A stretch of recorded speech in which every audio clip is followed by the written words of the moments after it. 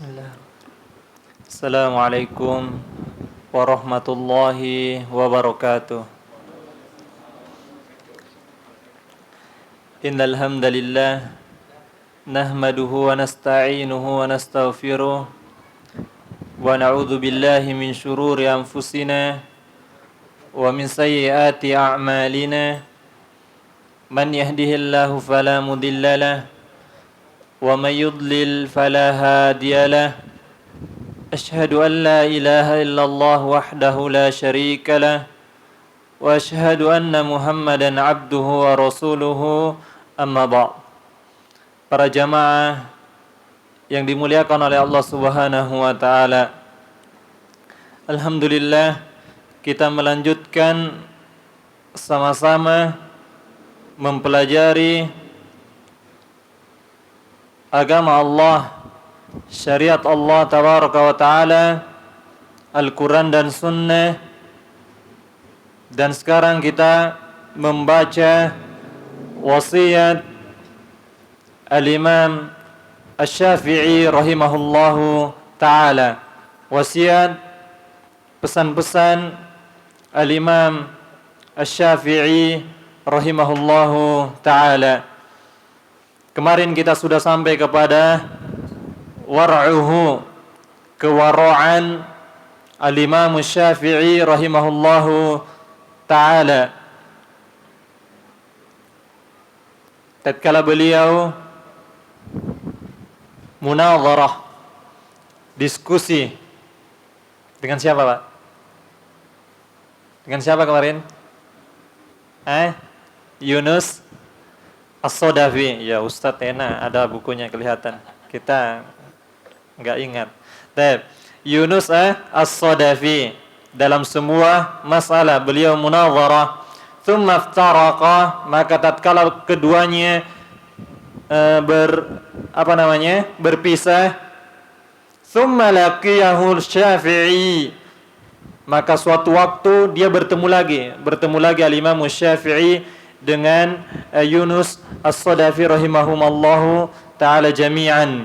Fa akhadha biyadi Yunus, maka Imam Syafi'i mengambil tangannya siapa? Yunus As-Sodafi. Thumma qala lahu, kemudian berkata kepadanya, ya Aba Musa, wahai Abu Musa, ala yastaqima an nakuna ikhwanan, tidakkah bisa persaudaraan kita terus berlanjut, persahabatan kita tetap berlanjut, wa in lam nattafiq fi mas'alatin, meskipun kita tidak sepakat dalam sebuah masalah, yaitu masalah agama, masalah syar'i. Maka boleh seorang, apalagi masalah fikih, kalau masalah akidah tidak ada perselisihan antara para ulama.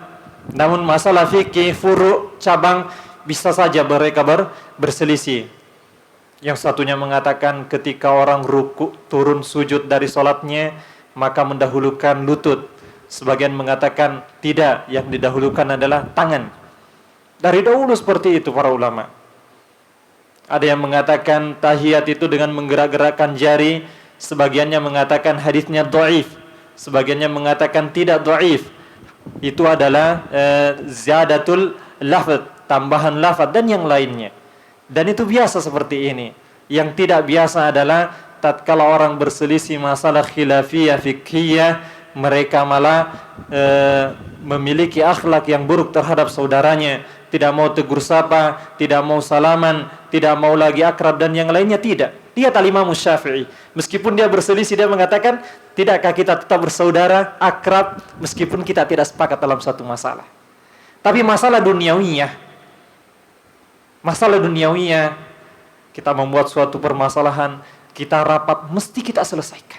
Kita ambil kesepakati bersama. Nggak boleh duduk bermajelis, kita menyelesaikan, kita mau buat acara ini, mau buat ini. Semua memberikan solusi dan seterusnya. Kemudian kita selesai, nggak ada kesepakatan. Ini nggak benar. Sehingga yang satu dongkol, nggak terima, yang satunya tetap menjalankan, pokoknya gitulah. Beda kalau masalah syariat. Tapi kalau masalah pemasaran kita sepakati. Toh ini bukan melanggar sunnah.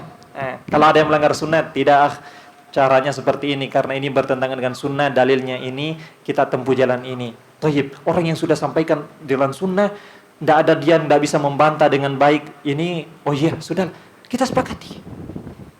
Sehingga kita sejalan. Membuat suatu wadah, tapi ternyata kita tidak bisa sepakati sama satu permasalahan saja, tidak bisa. Contoh, mau buat acara apa? Acara makan-makan. Yang satunya enggak kuenya gini, enggak, yang satunya gini. Terus enggak disepakati. Akhirnya makan, yang satunya ya makan. Dongkol. Beda kalau masalah fikih ya biasa. Tapi kalau masalah fikih kita sepakati, ambil jalan tengahnya. Oh iya sudah. Karena sebagian gak bisa makan daging, dah kita dagingnya separuh, kue yang lain biasa. Soalnya kalau yang gak bisa makan daging, oh kasihan ya. Nah demikian, kesepakatan. Sehingga kita nggak kumpul, nggak diskusi, tapi selesai nggak ada penyelesaian, nggak ada kesepakatan. Ini nggak benar. Wa kana yaqulu bi'saz zad. Al-Imam Syafi'i mengatakan bi'saz zad ilal ma'ad, sejelek-jeleknya zat bekal untuk menghadap akhirat, al-adawanu 'alal ibad, permusuhan terhadap hamba. Permusuhan terhadap hamba, tidak akrab dengan saudaranya. Ada permusuhan terhadap saudaranya. Kata Imam Syafi'i, ini adalah seburuk-buruk bekal menghadap akhirat. Ada permusuhan terhadap saudaranya. Kenapa dikatakan bekal yang paling jelek, Bapak? Karena ini hubungannya dengan manusia. Kalau hubungannya dengan Allah, kita harap kasih sayang Allah, kita harap rahmat Allah. Tapi kalau hubungannya dengan manusia, sebelum kita menginta kehalalan apa yang telah kita kerjakan, entah kita mengambil harta saudara kita, entah kita pernah menyakiti saudara kita, dia tuntut kita di hadapan Allah. Dia tuntut kita di hadapan Allah. Sehingga Imam Syafi'i mengatakan seburuk-buruk bekal menghadap akhirat, ada permusuhan terhadap saudaranya. Sehingga Imam Syafi'i sampai masalah agama ya dia datang, kita bersaudara aja meskipun kita enggak sepakat dalam suatu permasalahan. Wa qala rahimahullahu taala ridwan nasi ghayatun la tudrak. Keridhaan manusia, meraih kecintaan manusia, apa yang diinginkan oleh manusia, ghayatun la tudrak, itu sesuatu yang tidak bisa dicapai. Sesuatu yang bisa dicapai, menginginkan keridhaan semua manusia. Benar tidak, Pak? Benar. Enggak sholat di cemong. Orang sudah azan, masa masih nongkrong? Sudah rajin sholat, so alim. Terus kita mau ngapain? Makanya bukan ukurannya manusia. Kalau mencari keridhaan manusia, semua ridho, enggak ada. Enggak ada habisnya. Ada aja kritikan. Jangankan kita, kalau Nabi SAW utusan Allah dikritik.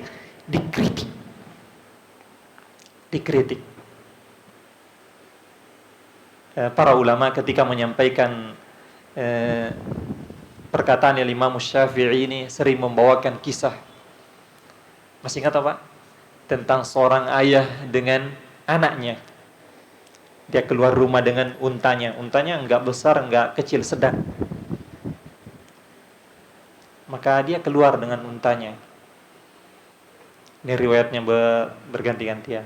Ada yang mengatakan ketika dia keluar, dia tarik kekang untanya oleh bapaknya.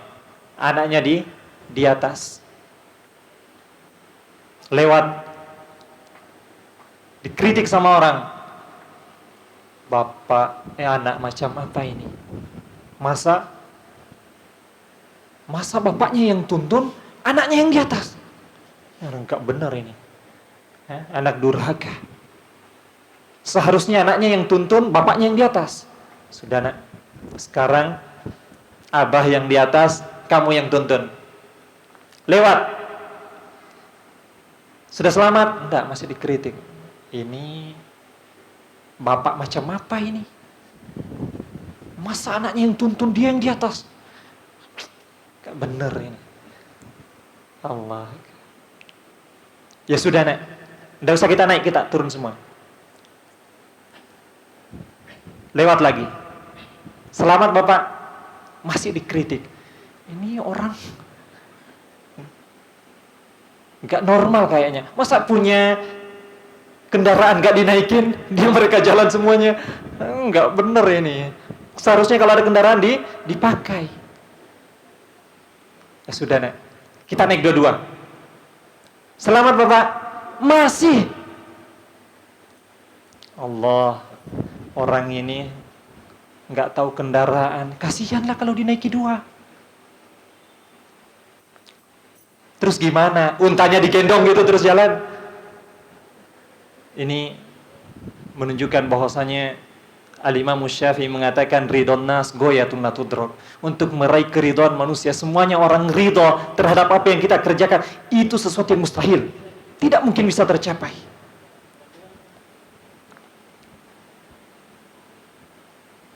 Kalau buat tayangan itu, Pak, kayak misalkan nanti ini di-share di Facebook atau yang lainnya, mesti ada tanda ini atau tanda ini, ya nggak? Sebaik-baik konten para ustadz ulama kita, mesti ada yang kayak gini. Nggak ada yang gini semua, mesti ada.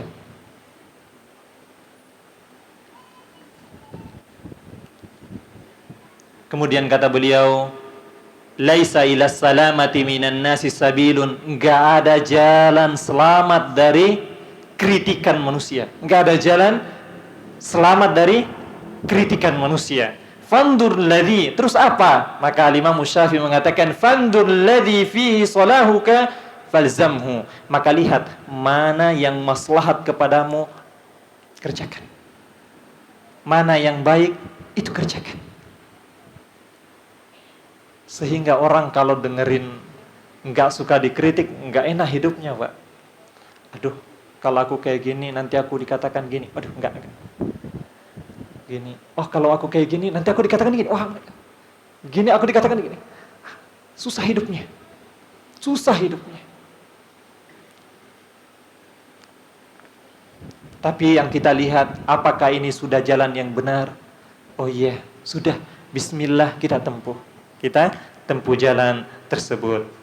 Syi'ruhu.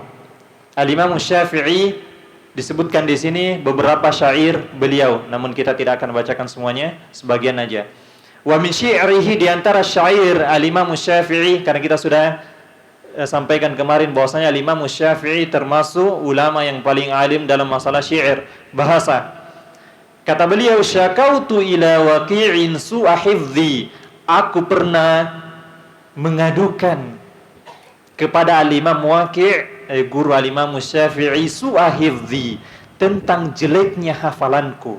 Kenapa kok hafalanku hilang, gangguan, enggak seperti biasanya, enggak kuat, enggak mungkin, terganggu. Maka kata Al-Imam Al-Waqi'i, fa'arsyadani ila tarkil ma'asi. Maka Al-Imam Al-Waqi' menasihatkan beliau untuk apa? Tarkil ma'asi, tinggalkan perbuatan maksiat. Tinggalkan perbuatan maksiat. Wa akhbarani, dan beliau mengabarkan kepadaku, bi'annal ilma nurun, karena sesungguhnya ilmu adalah cahaya. Engkau ingin menguatkan ilmumu, tinggalkan maksiat. Fa innal ilma nurun, karena ilmu itu adalah cahaya. Wa nurullahi la yuhda li'asi, dan cahaya itu dan ilmu itu tidak, dan cahaya itu tidak diberikan oleh Allah Subhanahu wa taala kepada pelaku maksiat.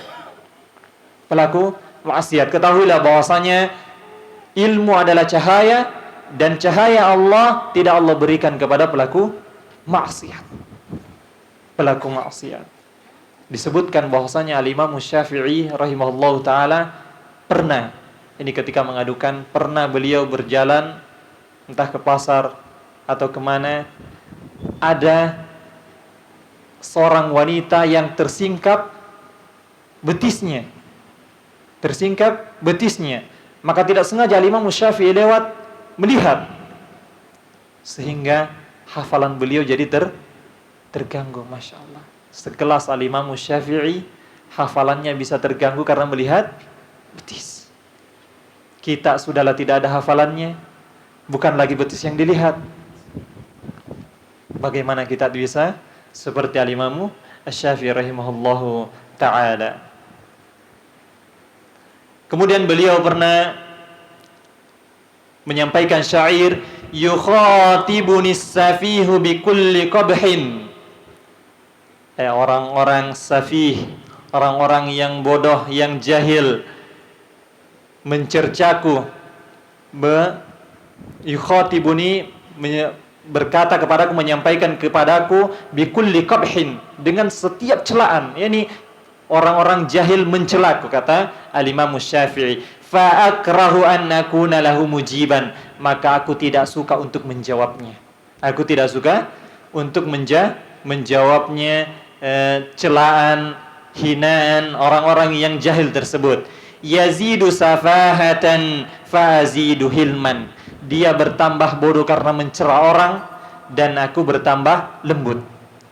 Al-Imam Syafi'i. Al-Imam Syafi'i. Kalau kita dicela, Pak, tunggu balasannya.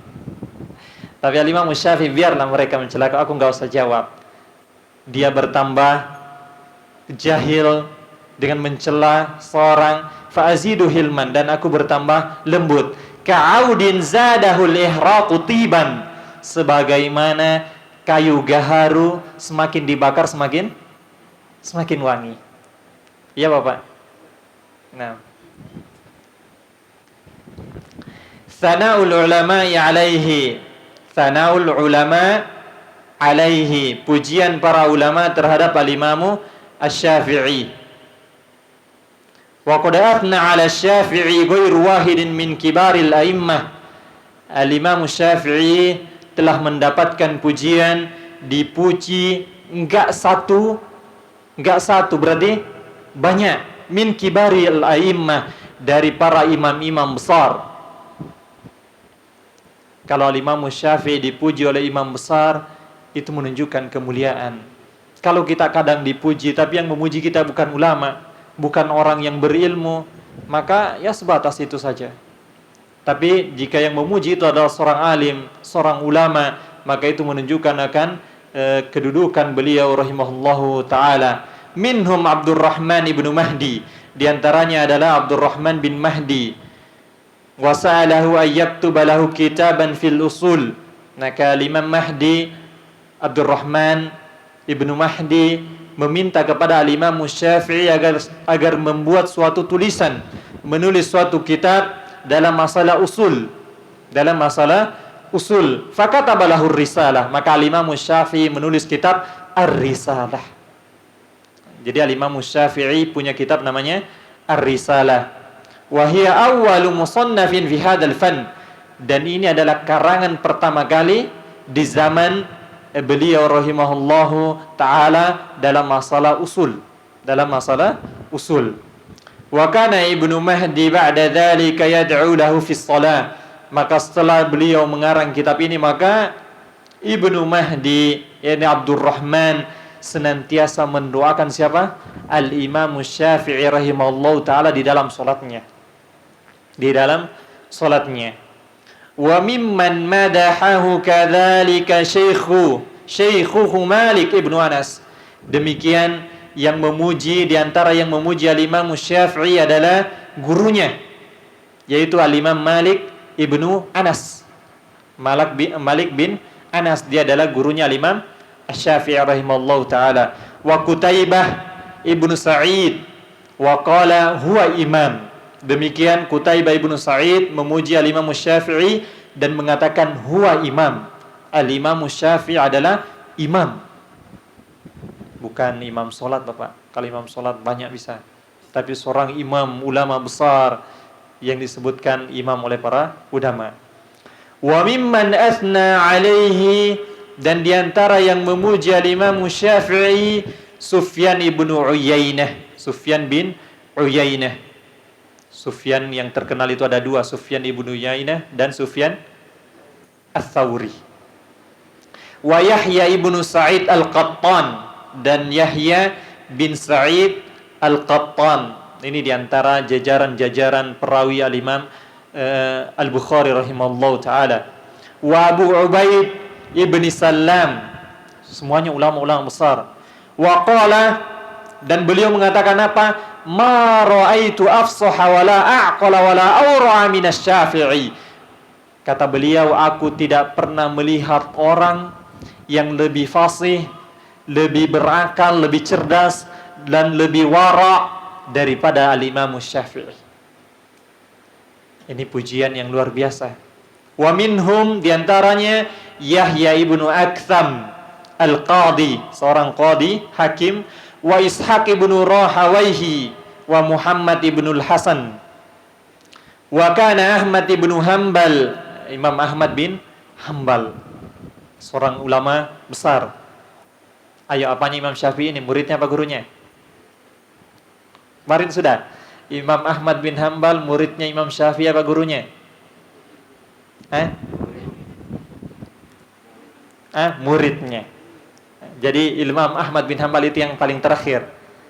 Imam Ahmad paling terakhir. Yang pertama Imam Abu Hanifah, Imam Malik, Al-Imam Syafi'i, kemudian Al-Imam Ahmad bin Hanbal. Karena Ahmad ibnu Hanbal yad'u lahu fis shalah, maka Al-Imam Ahmad bin Hanbal senantiasa mendoakan Al-Imam Syafi'i, gurunya, di dalam salatnya. Nahwan min arba'ina sanah, sekitar 40 tahun. Dia senantiasa mendoakan gurunya sehingga dia mewarisi ilmunya. Jadilah dia juga ulama besar. Sehingga tatkala kita mendoakan, ini di sini ada sir, rahasia. Hendaklah kita mendoakan saudara kita sama muslim. Lihat, saking semangatnya Al-Imam Ahmad bin Hanbal, dia doakan terus gurunya sampai sekitar 40 tahun. Doakan. Kenapa? Karena kalau kita mendoakan kebaikan kepada saudara kita tanpa sepengetahuan dia, maka qalal malaikatu, maka malaikat mengatakan wa anta kadzalik, engkau demikian. Atau kama qala, disebut dalam sebuah hadis, orang yang mendoakan saudaranya, maka dikatakan engkau juga demikian. Sehingga kita enggak rugi mendoakan saudara kita. Doakan. Dan semoga kita banyak mendoakan saudara kita juga mendoakan kepada kita. Timbul kecintaan kepada kita, timbul persaudaraan kepada kita. Ini kadang kita nggak mau mendoakan saudara kita, apalagi ketika ada terjadi perselisihan. Didoakan, semoga mendapatkan hidayah, semoga diberkahi oleh Allah, semoga ini dan seterusnya. Karena kita juga dapat doa itu. Doa itu bagi kita juga. Bahkan ini doa yang makbul, diterima. Karena kenapa? Doa yang sembunyi, tidak diketahui oleh saudaranya, tidak diketahui oleh saudaranya. Wa kana yaqulu fil hadits alladhi akhrajahu Abu Dawud, Al-Imam Ahmad bin Hanbal mengatakan berdasarkan hadis yang diriwayatkan oleh Abu Dawud min hadis Abi Hurairah, dari sahabat Abu Hurairah radhiyallahu anhu, semoga Allah meridhoinya, anin Nabi sallallahu alaihi wasallam, dari Nabi sallallahu alaihi wasallam, inna Allaha yab'atsu li hadhihi al-ummati ala ra'si kulli mi'ati sanah man yujaddidu laha amra diniha. Kata Nabi sallallahu alaihi wasallam, sesungguhnya Allah Subhanahu wa taala yab'atsu li hadhihi al-ummah, mengutus, membangkitkan atau mengutus di hadhihi al-ummah, kepada umat ini, ala ra'si kulli mi'ah, di setiap 100 tahun Allah utus, Allah munculkan satu manusia, man yujaddidu laha amra diniha, yang akan memperbaharui agama mereka. Maka Imam Ahmad bin Hanbal berdasarkan hadis ini mengatakan apa? Fa Umar ibnu Abdul Aziz ibnu Abdul Aziz ala ra'si mi'atil ula, maka Umar bin Abdul Aziz itu adalah manusia yang Allah kirim pada 100 tahun pertama. Wa Syafi'i ala ra'si mi'ah thaniyah, adapun Al-Imam Syafi'i itu di 100 tahun berikutnya, 200 tahun berikutnya diutuslah Al-Imam Asy-Syafi'i. Ini saking pujiannya Al-Imam Ahmad bin Hambal. Yujaddidu amra diniha, yang akan memperbaharui permasalahan agama Islam. Apa maksudnya memperbaharui, Pak? Ya, yang dulu yang sudah dulu dalam syariat yang lama itu kemudian dihapus gitu, terus diganti yang baru. Dulu diralat, ganti yang baru. Seperti itu? Tidak. Kalau demikian syariat itu berubah-ubah. Tidak. Maksudnya syariat yang dibawa oleh Rasulullah sallallahu alaihi wasallam, didakwakan oleh para sahabat ridwanullahi alaihim jami'an. Semakin jauh zaman semakin pudar syariat ini, sehingga datang lagi ulama besar Allah kirim untuk mengembalikan kembali syariat-syariat Islam. Sehingga tidak heran jika ada yang mengatakan ini ajaran baru. Karena memang baru kelihatannya. Baru kelihatannya. Allah utus kenapa baru? Karena saking pudar dia. Sudah dipenuhi oleh berbagai macam sesuatu yang jauh dari sunnah yang murni ini. Sehingga tatkala ada yang mengingatkan sunnah ini, kelihatannya asing. Kelihatannya baru. Ini yang dimaksud dengan memperbaharui agama mereka. Bukan sesuatu diralat, tidak. Karena syariat Islam tidak pernah diralat. Karena dia datang dari Allah Subhanahu wa taala yang tidak keliru. Karena ralat itu karena keliru ya, Pak ya. Kita buat ini sudah mantap sekali.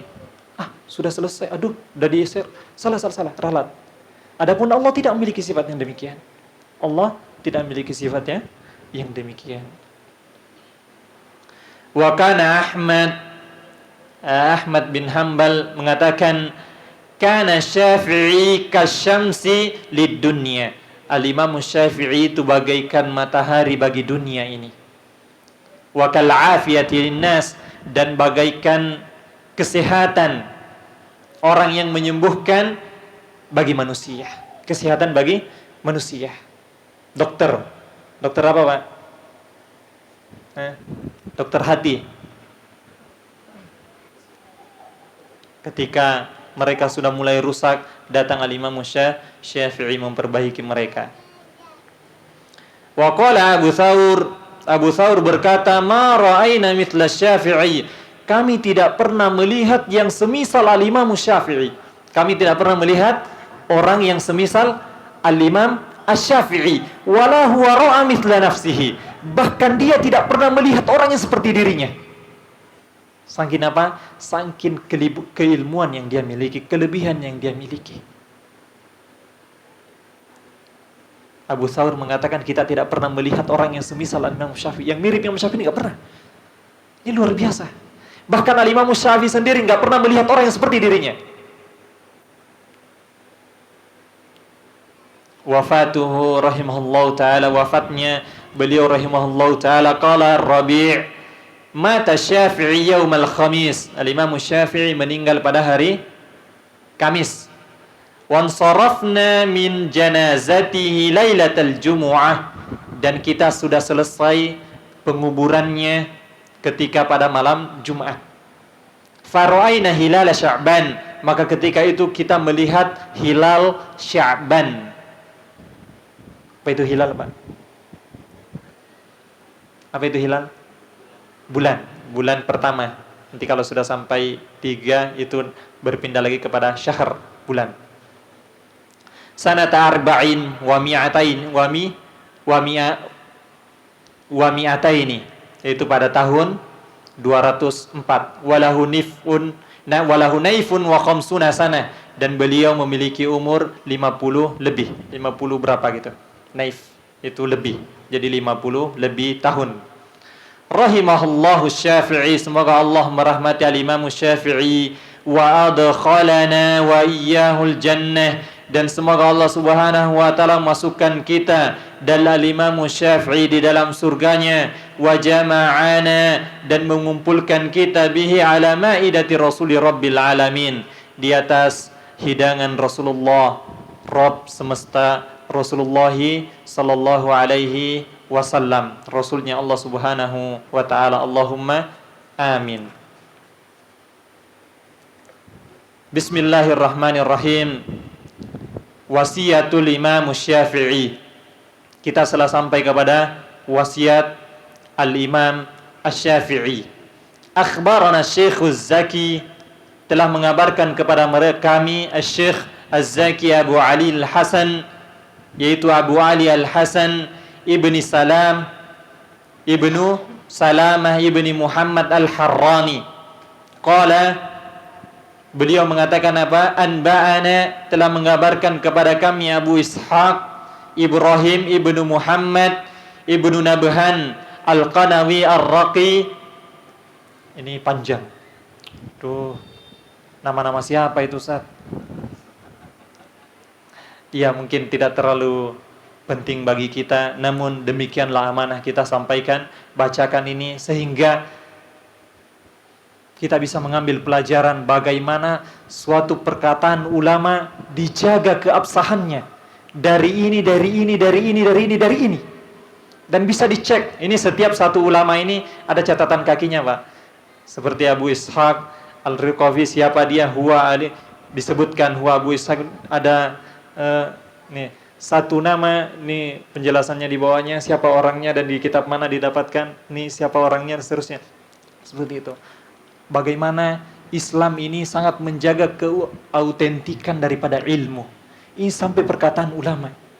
Sehingga bayangkan Bapak, kalau hadis Nabi SAW, bagaimana para ulama sangat menjaga. Bahkan hanya tidak sekedar secara makna, bahkan lafadznya dijaga oleh para ulama. Seperti disebutkan qala Nabi atau qala Rasulullah. Kan bedanya nggak ada Pak ya? Nggak ada. Nabi ya Muhammad SAW, Rasulullah ya Rasulullah Muhammad SAW. Tapi saking dijaganya oleh para ulama. Sebagian mereka mengatakan nggak boleh meriwayatkan hadis dengan makna, secara makna, tapi harus dengan lafadznya.